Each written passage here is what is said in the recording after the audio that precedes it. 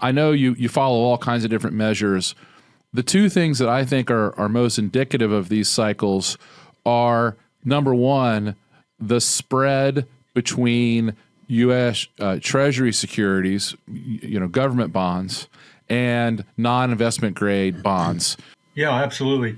Risk premium is what you're really referring to when you talk about the spread versus treasuries. It's saying how much additional yield are you getting for owning these lower rated bonds than you are for U.S. treasuries, which are conventionally considered to be default risk free. There's some dispute about that, and actually, some of the rating agencies have lowered the rating on U.S. Treasury debt from AAA because, I said, it's not out of the question given the fiscal situation in the U.S. It's not unimaginable the way it once was.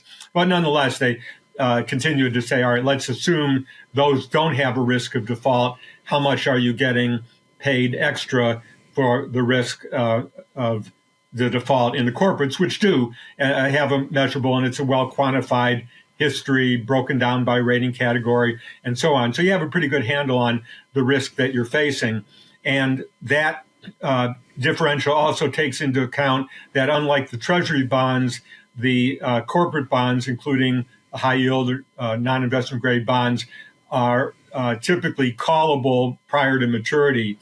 So there's an option embedded in that bond, and that's also taken into account in the spread versus treasuries that they measure. It varies greatly over time. Currently, it's just gone a little over 300 basis points, a basis point being 1/100th of a percentage point. The median is, I believe, 476 basis points. In recessions, it typically goes to over 1,000 basis points.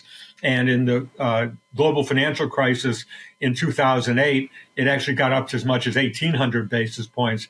So there's a great deal of variation over time. There's a reason why the world's best informed investors read my daily journal.